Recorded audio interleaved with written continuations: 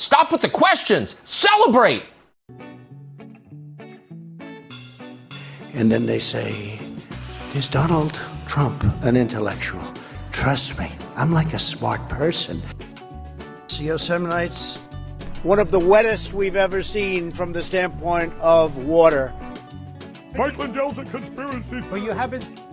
Person, woman, man, camera, TV. They said nobody gets it in order. It's actually not that easy, but for me it was easy. Amazing. He can't sit down. He's got a burning in his butthole. He's got a fire. He's got a flame coming out of his butthole. Big, massive dumps. Oh, I have a term for that. I call it corporate communism. Somebody sent me a thing this morning where they're talking about putting the vaccine into salad dressing. You see, this is a simple meme that you would find on the internet, but this meme is very real. You ain't seen nothing yet until you see the flaming butthole. Putting us on our knees to China. Now witness the firepower of this fully armed and operational battle station. And why their due process rights are being so flagrantly and horrifically violated.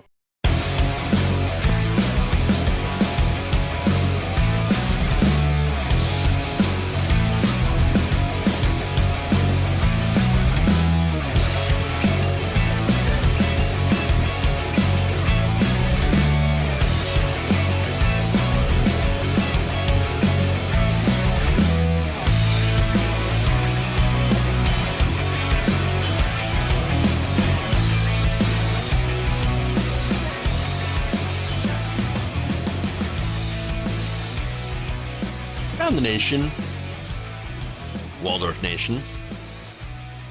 What's up, everybody? It's Wednesday. It's Hump Day. Welcome to the show. All right, so we've got a lot of interesting segments, including Laura Loomer is a Laura loser. I know that's super easy and super low hanging fruit, but you know what? We're gonna go with it.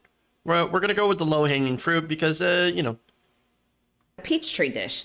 Anyway, so we've got that. We have, of course, more Republican primaries that happened yesterday and a few losses.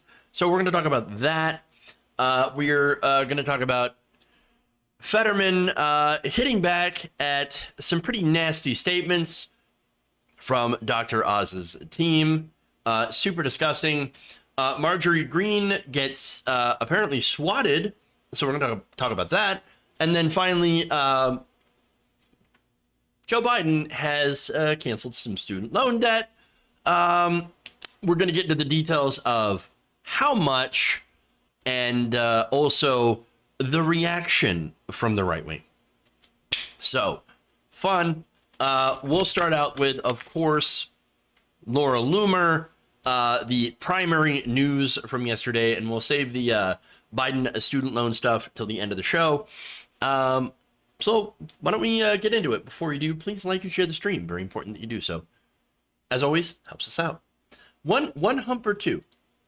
You know what? We better go with two. Why not? All right.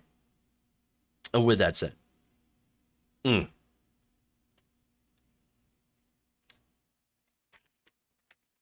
You know I had to do it. All right. Conspiracy theorist and congressional candidate Laura Loomer is crying. She's crying. She can't stop crying over her close loss to Republican incumbent Dan Webster in the Tuesday primary. I'm going to show you that video. We are losing our country because of big tech election interference. And I am pleading with the Republican Party to please start taking this issue seriously. Please. Because the American people deserve representation. And that's why I ran for Congress in 2020. It's why I ran for Congress in 2022. And it's why I'm going to keep fighting for all of you. All right, so let me just take a second here to let everyone enjoy the nice Schadenfreude. Just, you know, kind of soak it in a little bit, okay? Soak it in. It's so good. Because either, you know, look, the teary eyes, wonderful. Either that or her skin suit is melting. I don't know. But look, in reality, this comes from losing an actually pretty devastatingly close race. And I mean devastating because, well, look, Laura Loomer is insane. So now the final tally has Webster at 51% of the vote to Loomer's 44%. Now, that is a clear win, sure, but it shouldn't have been that close. Again, she's insane. She's an insane person, and it shouldn't have been anywhere near that close. Who voted for her? Why?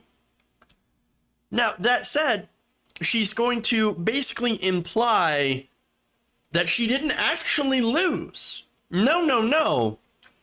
She didn't lose. She's actually a winner, and it was voter fraud, of course.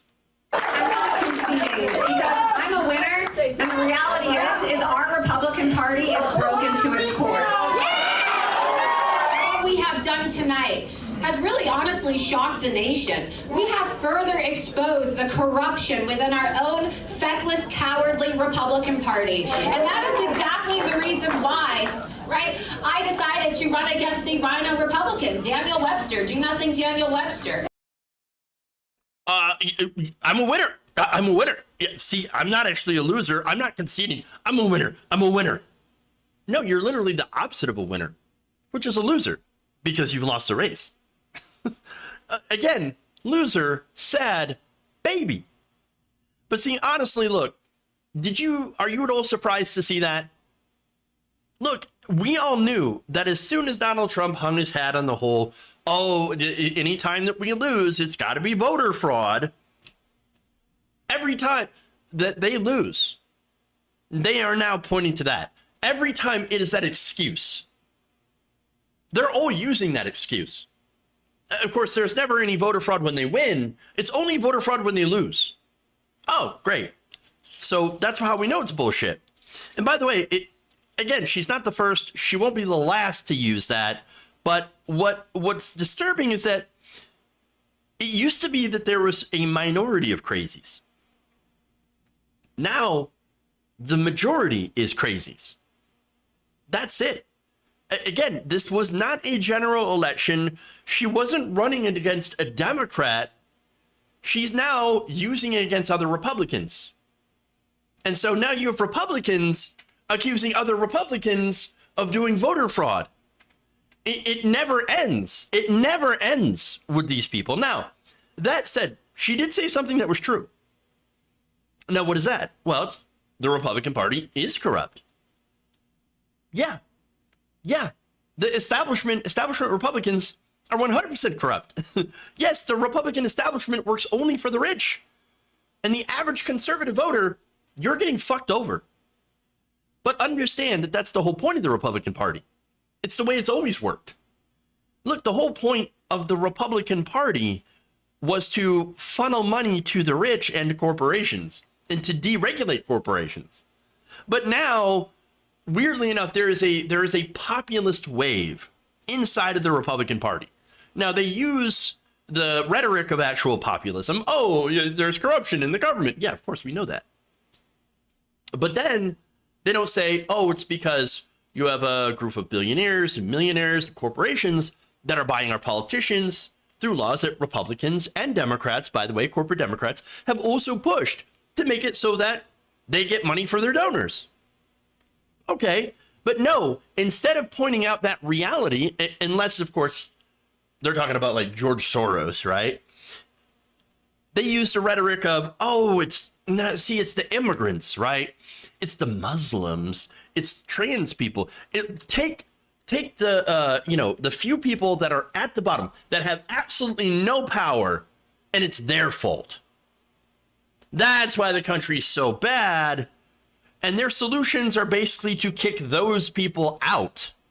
Now, if you don't believe me, okay, Well, I want to have you listen to a quote from Laura Loomer back in 2017 showing you exactly what she believes. I would be a hypocrite if I were to say that I was against ethno-nationalism, because Israel is an ethno-state and it's a great country. It's a great place. I totally support ethno-nationalism. Someone asked me, are you pro-white nationalism? Yes, I'm pro-white nationalism. But You heard it there. She 100% supports white nationalism and creating an ethno-state. And points at Israel and says, well, hey, Israel's ethno-state is working out pretty well for them. Well, not so much for the Palestinians. But nobody cares about them. She doesn't care about them. The right-wing Israeli government doesn't care about them, obviously. Now, of course, there's a lot of left-wing Jewish people in America, especially, but that actually do care about the Palestinian people. Young people especially. But no, the right wing, the establishment, doesn't care about them. And by the way, getting back to Laura Loomer being a nationalist, a white nationalist. Again, she admits it and thinks, oh yeah, no, if we just get rid of those people that we don't like, then everything's going to be fine. And we get rid of the rhinos. We just got to get rid of them. No. Again, she's also not only into white nationalism, but loves calling mass shootings false flags, of course, and is anti-vax. Yeah, again, not a surprise, right? She has terrible positions on pretty much everything. Now, the fact is that she nearly won her primary. It shows you where that particular Republican electorate is. Again, you have half of all Republican voters that are now election deniers. Around 40% think, oh yeah, it's time for violence. Yeah, it's time for violence. So that's disturbing. And as good as it feels to laugh at her loss and her phony tears, she is still peddling BS conspiracy theories about election fraud and is unfortunately representing a pretty decent chunk of the Republican electorate in her district, at least. And that, of course, is absolutely disturbing.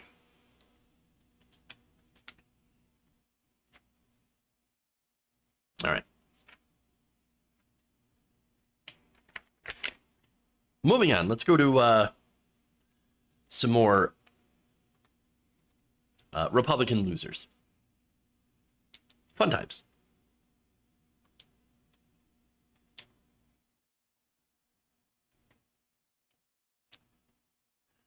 On Tuesday, several Republican candidates received a drubbing in both primary and special election races. For one, you have conspiracy theorist and white nationalist Laura Loomer losing her primary race against Republican Dan Webster. In fact, I want to show you the video of her crying because I can't get enough of it.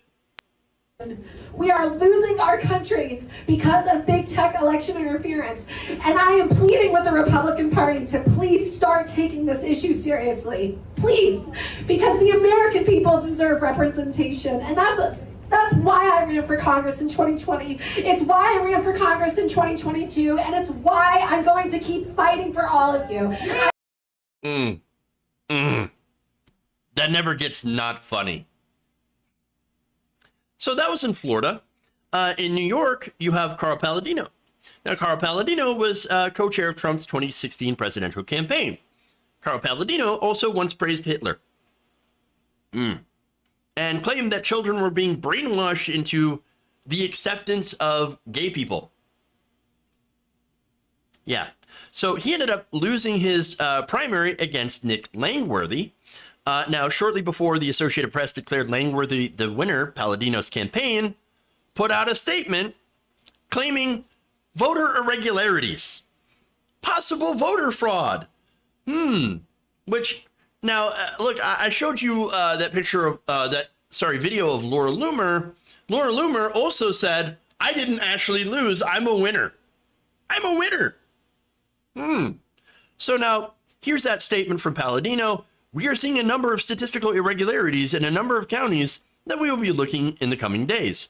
We want every single legal vote to count. Palladino spokesman Vish Burra said. So now, look, There's more. Palladino.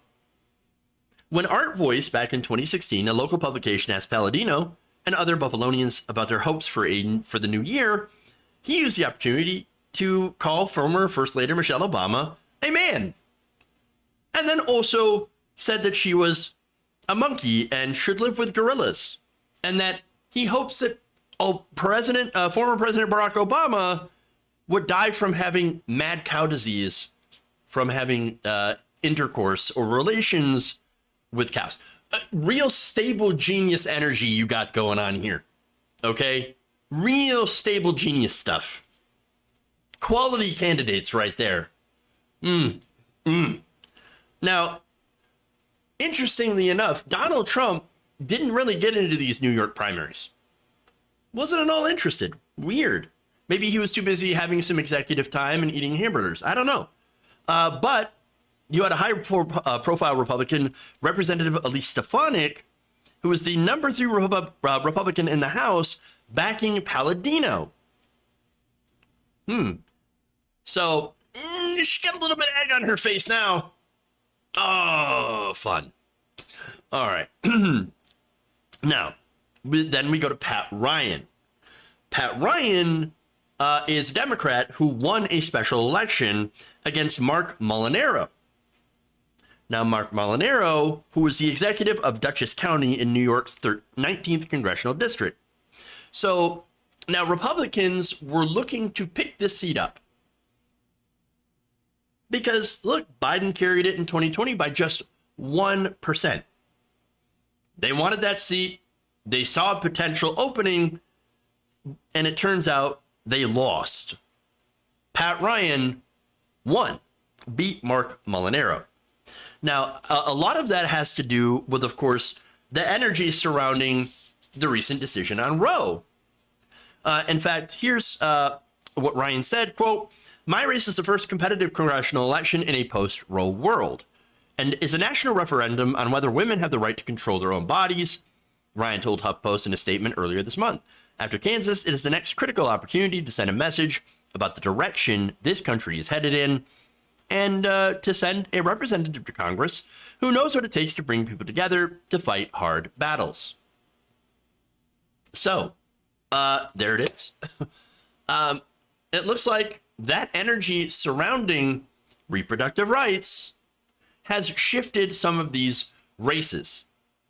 And it's very likely, again, or at least very possible, that we're going to see that trend continue into the midterms. And it could mean that Republicans will not have a red wave election. And that's interesting. Now, look, you guys know I expected a bloodbath leading into midterm season. I did expect a red wave to happen. And again, there were reasons why. Again, you did have the inflation. You did have the gas prices that were pretty high. Again, those are not the fault of any president. Again, I wouldn't have blamed Trump for it. Wouldn't have blamed Biden for it. But most voters, unfortunately, do. And so generally that tends to bite back in the party that is in power. And in midterm elections, generally the party that is out of power tends to pick up some seats. It doesn't look like that's going to happen today, at least from what I know now. Again, we've got some time till the midterms, so who knows what's going to happen. But it looks like for right now, Roe seems to have really changed the electoral outlook here. And not only Roe, but you also have incredibly insane candidates who did win their primaries, or people are just really, really terrible at campaigning. For example, Dr. Oz. Dr. Oz is just running a horrible campaign. He's getting crushed in Pennsylvania by John Fetterman. And then you have Republican nominee in Georgia, Herschel Walker, who continues to say dumb, insane, and outlandish things. It's not looking good. And that, of course, has had Senate Minority Leader Mitch McConnell. He came out last week and was basically like, look, guys, you might want to lower your expectations, okay? It's not looking good. I think there's probably a greater likelihood the House flips than the Senate. Senate races are just different. They're statewide. candidate quality has a lot to do with the outcome. Oh, we got candidate quality. It's got a lot to do with it. And what, of course, he means by candidate quality is he's admitting that our stable of candidates kind of sucks. I mean, they're really not that great. It's gotten so bad that a lot of big donors have actually fled Dr. Oz's campaign. It's so bad. So absolutely disastrous. But again, no, we're also seeing some of the most insane people losing their primaries. And again, it's kind of a mix and match. It depends across the country. Look, Trump-backed candidates, for example, like the one that beat Liz Cheney, well, you had those people that did win and are expected to go on and win their general election races. Sure. And so it makes the election map very, very interesting coming up for the midterms. Suddenly, it now looks like Democrats are in play. So it is very possible that Republicans could maintain, or I should say, remain in the minority because they ended up running some extreme and extremely dumb candidates, as well as the big thing, taking away reproductive rights for millions of people. If that's the case, well, look, if Democrats, not only retain their seats, but maybe even pick up a few, well, look, that would be a good thing, but I would advise them not to be complacent. Maybe start doing more of the things that they were elected to do. And there's a long list, right? They could ensure voting rights. They could support the labor movement by passing the PRO Act, codify reproductive rights, eliminate the filibuster, of course, to get a lot of these things done. Or else these potential gains, this energy, and these wins, or potential wins, could end up being for nothing. And so we'll have to see what happens. And if they do get these wins, what they end up doing with it. So, all right. Moving on.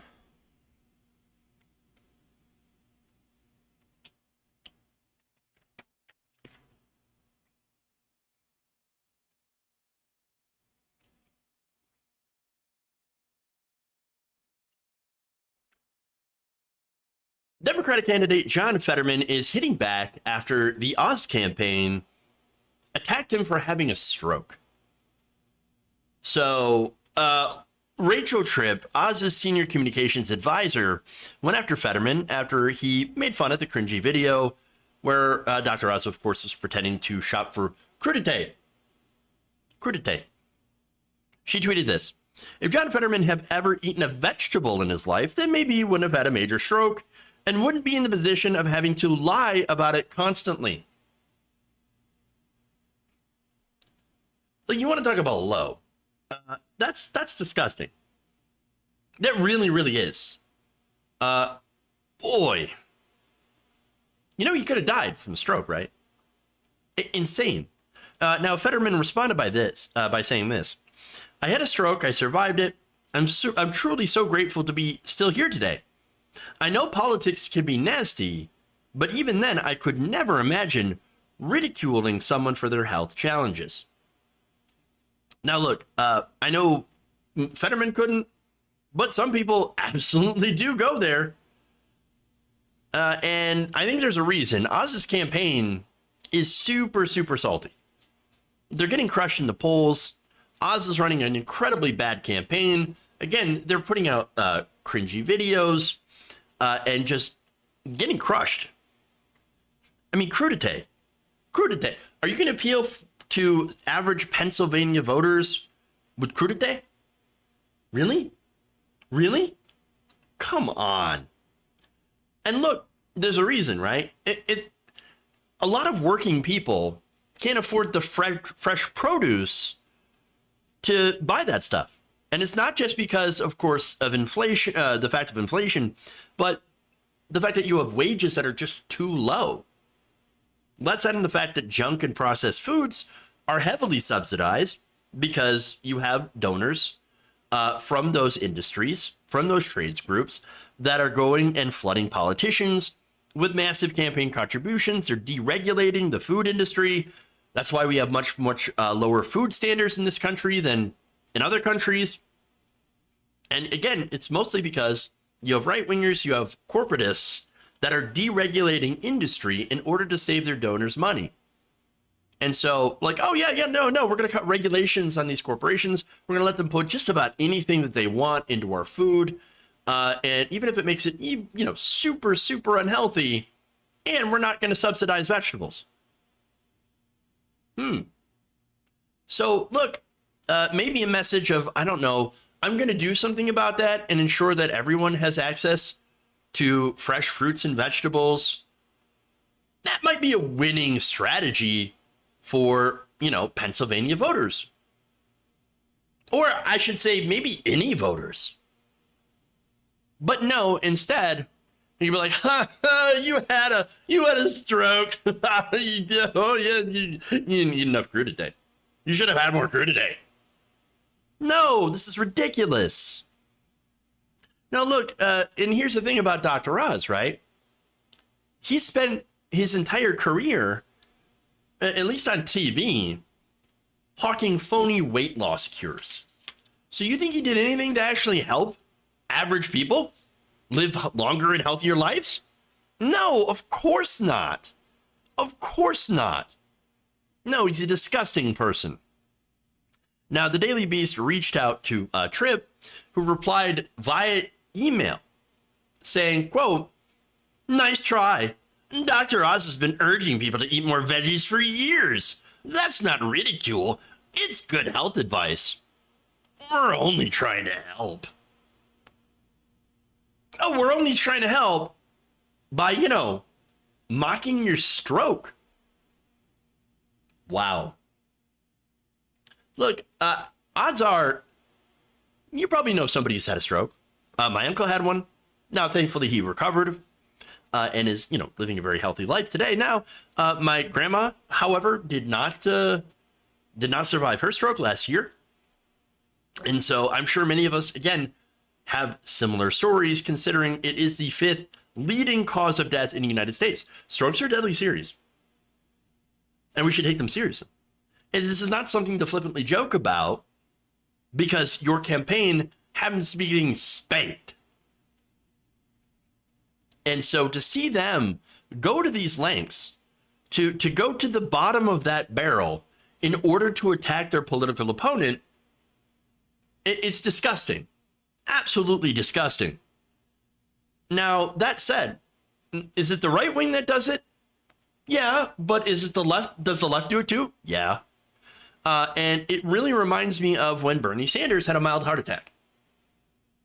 Look, I know it's uncomfortable to kind of look at your own side, but a lot of establishment Democrats were giddy about the fact that Bernie Sanders had a mild heart attack. And this was, again, during the 2020 primary. They despised Bernie Sanders. And so, yeah, they were cheering. They were saying, like, oh, yeah, see, Bernie Sanders, heart attack. He shouldn't be able to run. He shouldn't be able to run. No, look at it. That terrible heart. Terrible. Too old. Bad.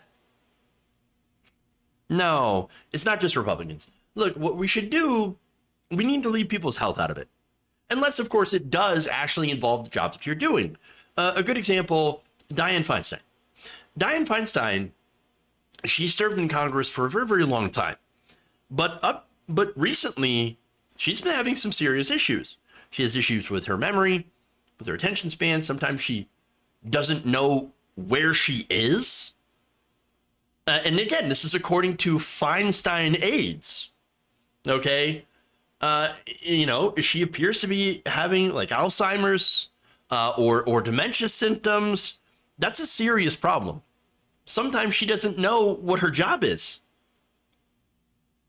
Or, when people will explain something and then she'll ask several times, can you say that again? And sometimes doesn't even recognize her colleagues. That's a serious issue. No, she needs to retire. Or, you also have people like Herschel Walker. Herschel Walker has admitted to having some serious mental health issues. having, multiple personality disorder. So, look, I'm not getting down on people who, suffer from that. But at the same time, like when it comes to Herschel Walker, do you know which Herschel Walker you're voting for? Like that is, again, serious. And it will have an impact on their jobs. And so, again, if it doesn't have an impact on their ability to go to work and to do their job, then you should leave them alone and not attack them for, having real significant health issues. And for the ones who do actually have mental health issues, again, not a good thing to mock them for, but to actually treat them, with empathy and to hope that they get the care that they need. Okay.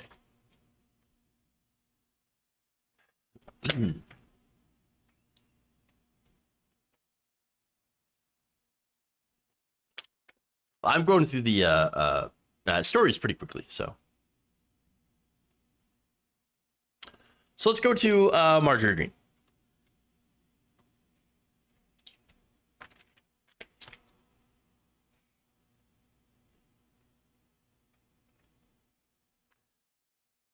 Representative Marjorie Taylor Greene says that she was the victim of swatting.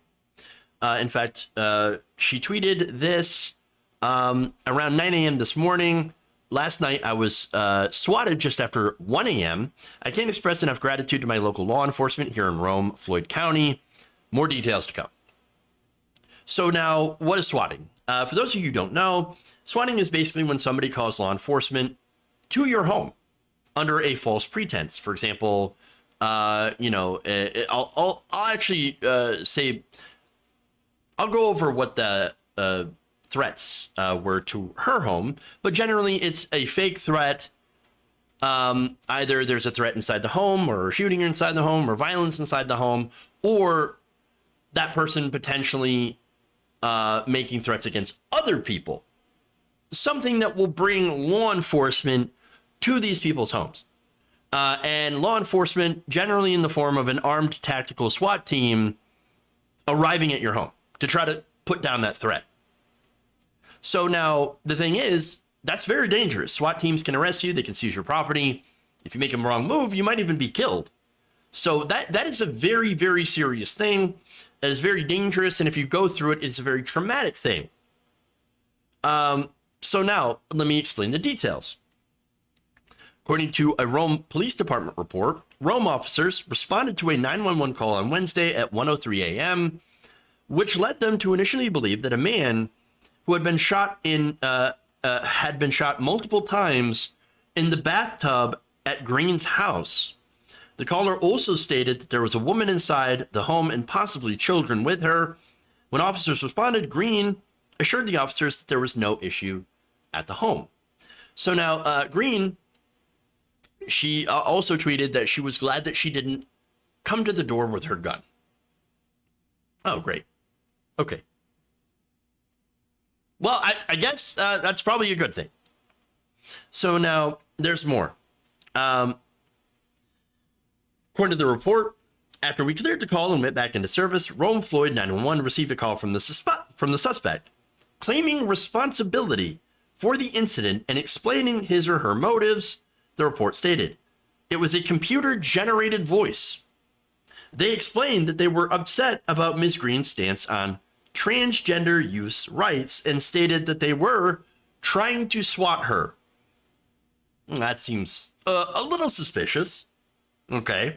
Now, the report also states the caller said they are connected to a website, which police states supports cyber stalking, and then they gave the police their username on that site.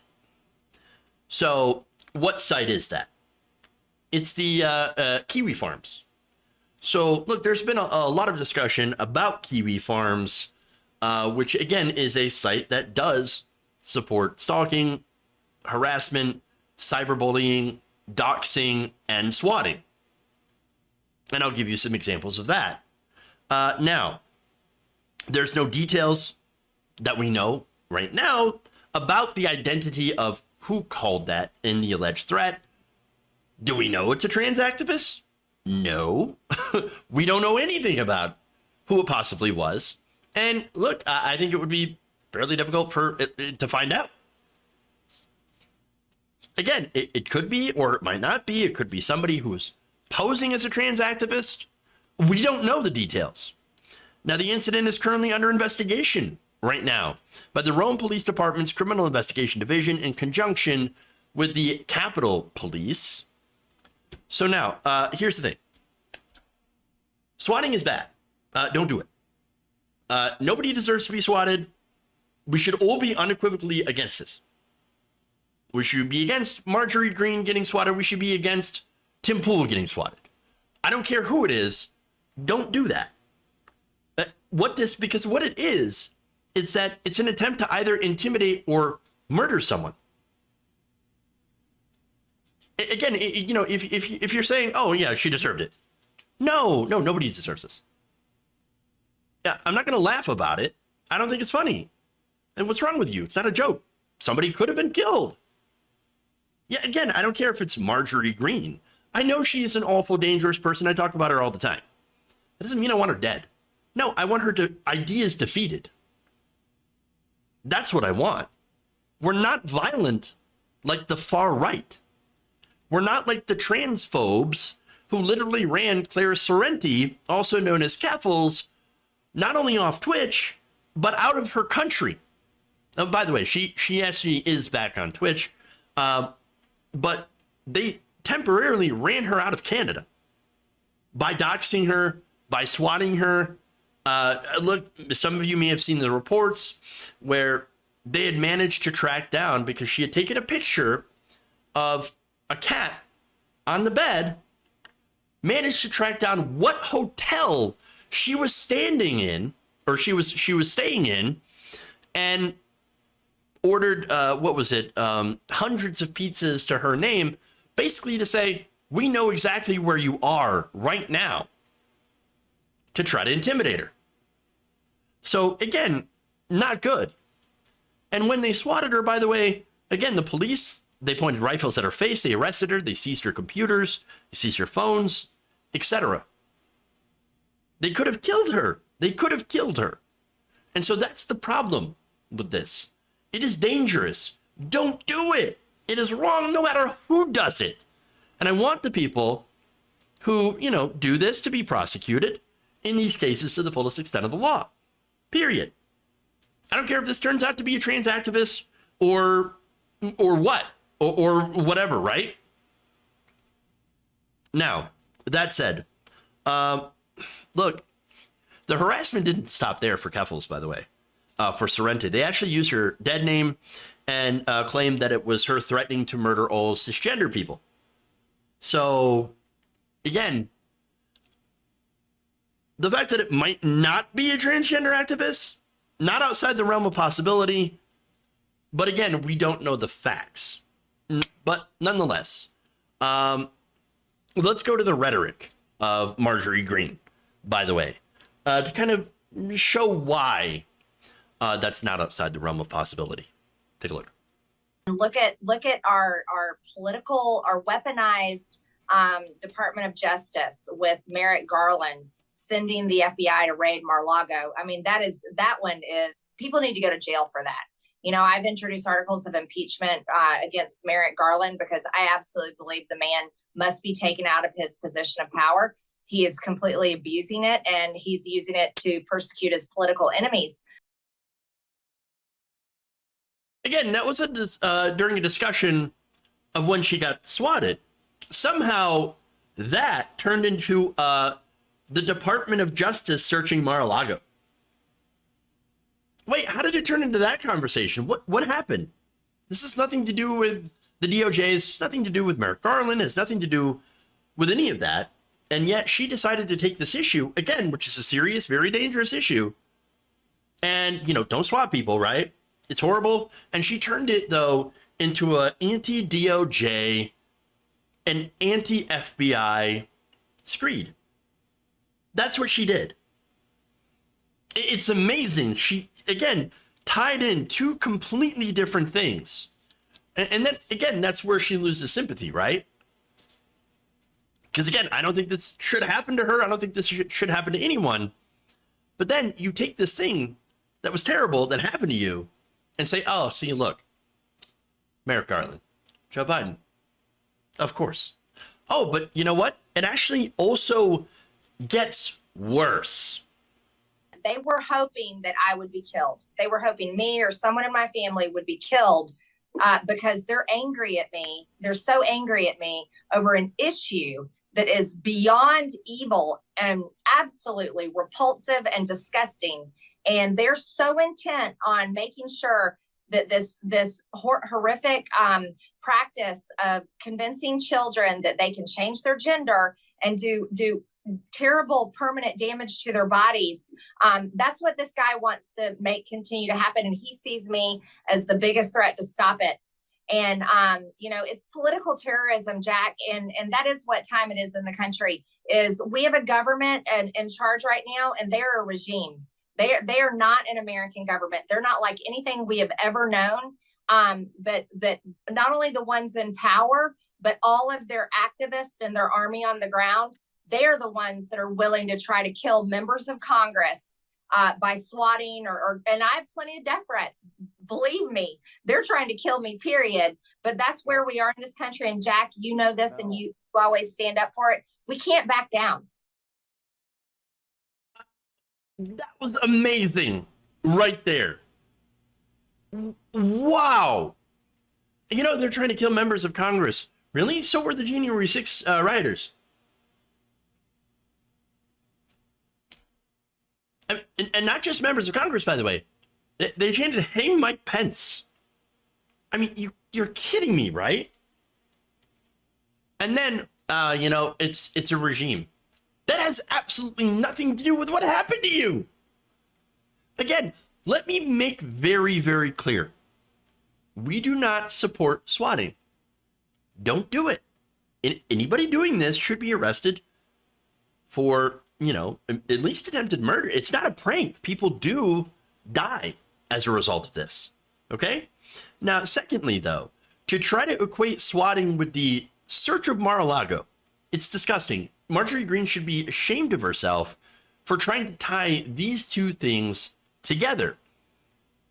And finally, it's completely irresponsible for right-wing media, because that's what this is, to sit there and blame a trans activist and say, oh, it's the trans they them army. By the way, look, I also want to go back to where immediately she refers to it as a guy, the person that did this. How do you know? How do you know? You don't know. You don't have any details about this but it doesn't matter. It doesn't matter. Again, if it does turn out to be a trans activist, I'll condemn that person. The entire LGBTQ community will condemn that person. Most people would. Most people would.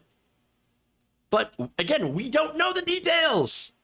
We need to wait for the facts to come in. And again, I would be very surprised if they didn't, since now this is a sitting congresswoman that's been targeted. They're going to take that very, very seriously. This is a right-winger. They're going to do a massive investigation. But see, understand that even though we don't know the facts, she's not waiting for it for a reason. And it's because they hate trans people. Again, you heard it there. She called trans people evil and child predators. Again, that's right there. Why there are so many trans people that do get threatened, doxxed, and yes, swatted. Again, that right there, not to mention, bullied and harassed, right? These people get bullied and harassed into taking their own lives.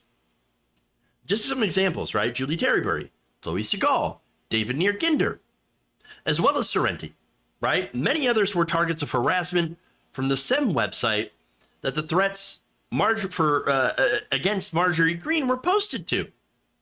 So that's fucked up. I don't know. Maybe some of you ought to look into it.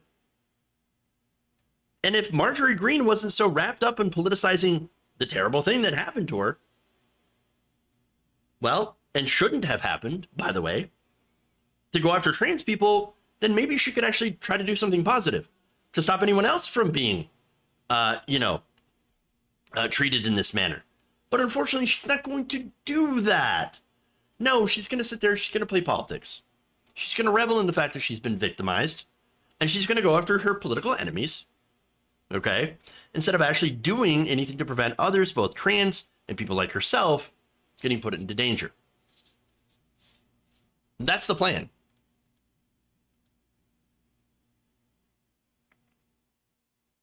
All right.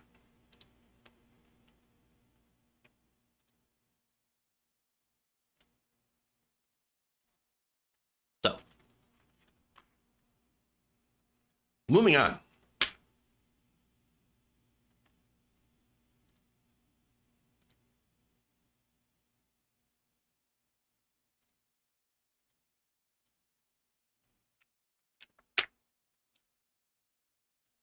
Let's go to student loans.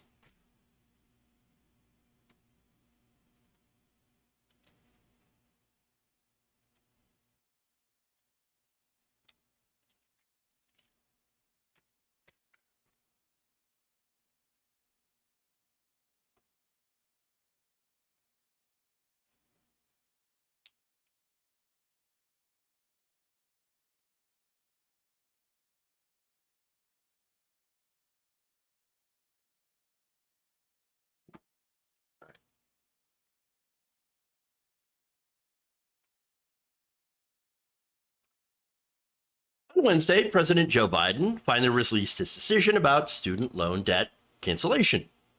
And it appears the right wing is melting down. Before I get into that, let me share some details here. Let's see. Now, the plan provides up to about $10,000 of student loan debt cancellation for individuals making less than $125,000 or $250,000 for households per year. Biden also will cancel up to $20,000 to those who receive Pell Grants, borrowers who are employed by nonprofits, the military, or federal, state, tribal, or local governments may be eligible to have all their student loans forgiven through the Public Service Loan Forgiveness Program. They're also proposing a rule to create new income-driven repayment plans that will require borrowers to pay no more than 5% of their discretionary income monthly on undergrad loans. It'll also raise the amount of income that's considered non-discretionary income and therefore is protected from repayment, guaranteeing that no borrower earning under 225% of the federal poverty level, about the annual equivalent of a $15 minimum wage for a single borrower, will have to make any monthly payments. Forgive loan balances after 10 years of payments instead of 20 years for borrowers with loan balances of $12,000 or less. It would also cover the borrower's unpaid monthly interest as long as they make their monthly their monthly payments, even when that monthly payment amount is zero. It's also extensive for the final time the moratorium on payments until the end of the year. Now, this plan is expected to help around 43 million Americans. Now, is this good? Yes. The part about not accruing interest, that's very, very huge. Now, is it still, it's still not full debt cancellation. Now, I think full debt cancellation is the correct policy. Student loan debt shouldn't exist. It's not like getting a house or a car. It's getting an education so that you could theoretically become more employable and actually earn a higher income. For the millions of people who got these loans, again, that didn't work out. The jobs weren't there. The pay wasn't there. So, all right. Hold on for a minute. I got to take a real quick break. We're going to come back. We'll finish the story. So stay right here.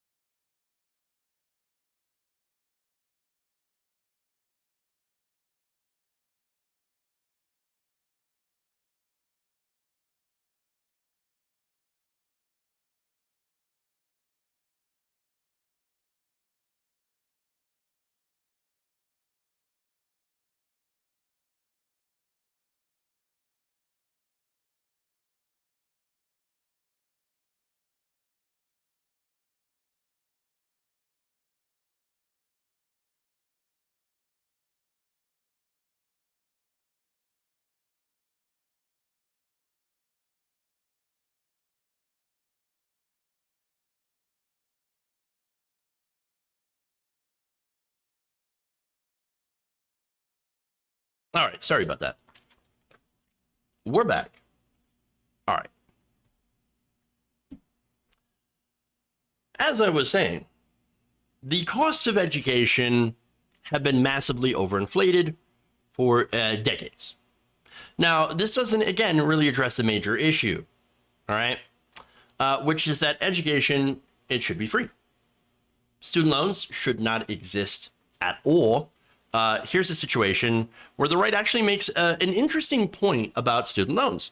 Now, look, they say that, well, hey, the ease and availability of government-backed student loans gives incentives to for-profit schools to raise tuition. And I think that's a good point. But their solution to that isn't to, tell students who took out that debt to fuck off. No, you do it by using the government to fund schools directly at no cost to the students. That's what you should actually do. And when you do that, have the government negotiate with the schools so that the costs will come down for the taxpayer. That's what this country actually used to do before. And people were able to go to college very cheaply or free. That said, we don't do that anymore. And we have this exponential increase in the prices of college. So now that said, Republicans, we're going to go to some of their reactions. First, here's Senate Minority Leader Mitch McConnell saying this: Democrat student loan socialism is a slap in the face to working Americans who sacrificed to pay their debt or made different career choices to avoid debt. A wildly unfair redistribution of wealth toward higher earning people. Republican National Committee Chairwoman Ron McDaniel called it Biden's bailout for the wealthy. As hardworking Americans struggle with soaring costs in a recession, Biden is giving a handout to the rich. Biden's bailout unfairly punishes Americans who saved for college or made a different career choice. And voters see right through this short-sighted, poorly veiled vote by Senator Mitt Romney. Romney said, to see what's being done to bribe voters, Biden's student loan forgiveness plan may win Democrats some votes, but it fuels inflation, foots taxpayers with other people's financial obligations. It is unfair to those who paid their own way and creates irresponsible expectations. House Judiciary GOP says, if you take out a loan, you pay it back, period. Well, okay, hold on here. Does that count for Paycheck Protection Program loans? Because, a lot of rich people took out these loans. A lot of the same people that are complaining about paying back student loans or not paying back student loans are the same people who had their Paycheck Protection Program loans forgiven by the government. In fact, look, the average debt canceled for businesses that got Paycheck Protection loans was about $95,700. Now, I love the idea that this helps rich people. Really. First of all, nobody making over $125,000 will get the $10,000 in cancellation. This is means tested and income capped. And now, if you're in LA or New York City or Seattle, you're not. That's not rich. That's not sitting on tons and tons of money. Now, is it decent living? Yeah, sure. But again, we're not talking about millionaires and billionaires. Okay. Now there's more. Tim Pool also complained about this, who, of course, the same Tim Pool that got nearly $12,000 in Paycheck Protection Loan forgiveness. You also have Rising's Robbie Sove saying Biden is saying F you to every financially responsible person in this country. It's just incredible. Wait, you already had millions of people who were paying on their loans every single month, and they still barely made a dent on the principal because of the massive amounts of interest. This guy is telling those people to get fucked. Chud. Speaking of chuds, we have Matt Walsh. Matt Walsh said this: there's no such thing as student loan forgiveness. There's only student loan transferal, where the debt is transferred from the person who took out the loan to someone else who did not take out the loan. And it's funny how it's kind of how cutting taxes for the rich worked out, where rich people don't have to pay their taxes and the tax burden fell to the poor and the middle class. But look, speaking of taxes, by the way, your taxes aren't going up. You're not getting billed for this. It's not going to affect you at all if you have loans or if you don't have loans. But it's amazing the kind of propaganda that they use. We also have Representative Jim Jordan saying student loan forgiveness will benefit wealthy elites. Once again, Joe Biden forgets about real America as if, you know, he knows what real America is. Wealthy elites don't take out student loans, you fucking dimwit. Absolute lying piece of crap. No, look, the reality here is the people that are helped the most by student loan cancellation are actually Black Americans. The average loan debt held by Black Americans is about $52,000. Black and African American bachelor's degree holders have an average of $52,000 of student loan debt. 45% of this debt is from student loans or graduate school. 40% of Black graduates have student loan debt from graduate school, while 22% of white college graduates have graduate school debt. Yet Black incomes are less than the incomes of white people. Now, look, this is a great argument for full debt cancellation. You should get rid of it all. Because it's not just an economic issue, by the way. It's a racial issue. Today, the average white family has roughly 10 times the amount of wealth as the average Black family, while white college graduates have over 7 times more wealth than Black college graduates. And so this is a big issue. But you have two more. You have Ben Shapiro saying, I have a controversial idea about paying off student loan debt. Don't take out debt you will be unlikely to pay off. Don't ask others to pay your debts. Well, again, let's talk about taking Paycheck Protection Program loans. Don't ask others to pay off your debts. And Steven Crowder saying this, student loan forgiveness sounds really nice to illegal immigrants, people with no life experience, people who don't have families yet, and people who have used preferred pronouns. Ghouls. All of them. These guys are complete and utter ghouls. Again, they're spouting just complete and utter lies about what who is actually going to benefit from student loan debt cancellation. It's absolutely gross. And again, you want to look at, Shapiro and Crowder or Charlie Kirk. Another good example. A lot of these people massively backed by incredibly wealthy donors. Again, Charlie Kirk never graduated college and just was immediately recruited to do right-wing propaganda. And those guys, they want to talk about how, the student loan debt cancellation is going to help the rich. You are rich, and you don't have student loans. Again, absolutely ridiculous. But hey, this is who they are. Okay, anyway.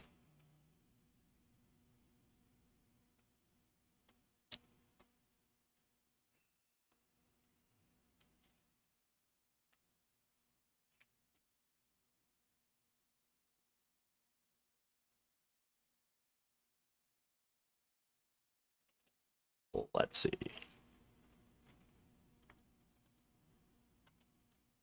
Let's go super chats here before we head out.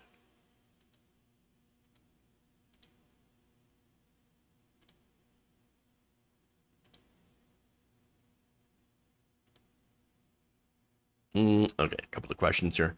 Michael Norris asks, read Biden student loans, but the Democrats start saying if you give us control of the press Congress, we'll cancel student loan debt, but only the bare minimum. They'll expect us to love and vote for them.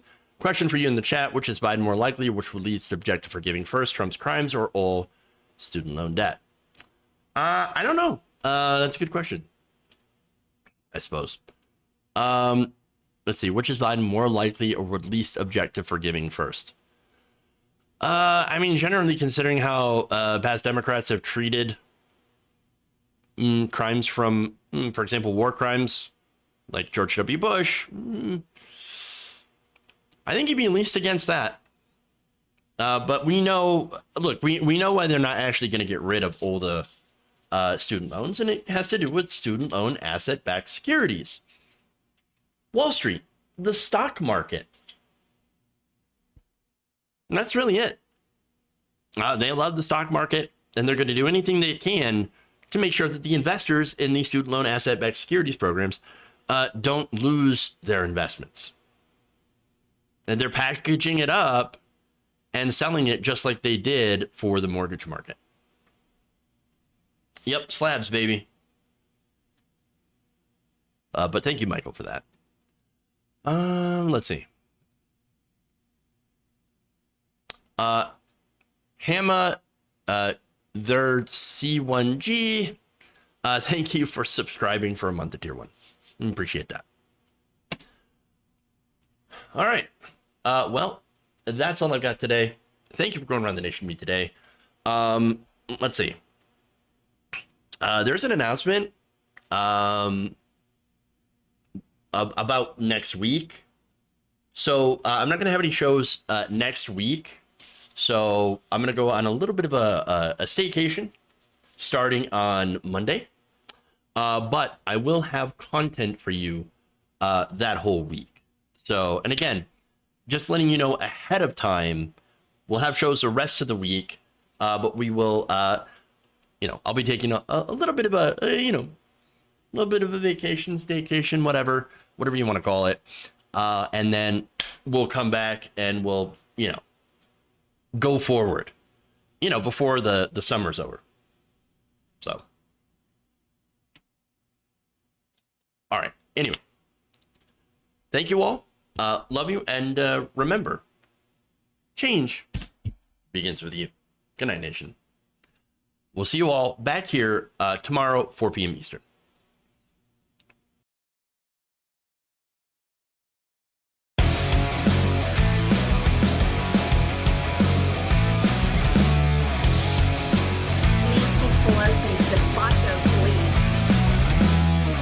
Get in a long tube with a bunch of bees. Millions of Venezuela. Internet. Really? It's not a salami sandwich. It's a viable baby in the womb.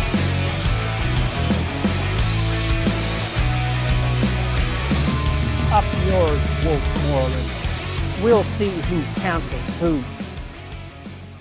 They're kicking me out the door. They're kicking me out the door.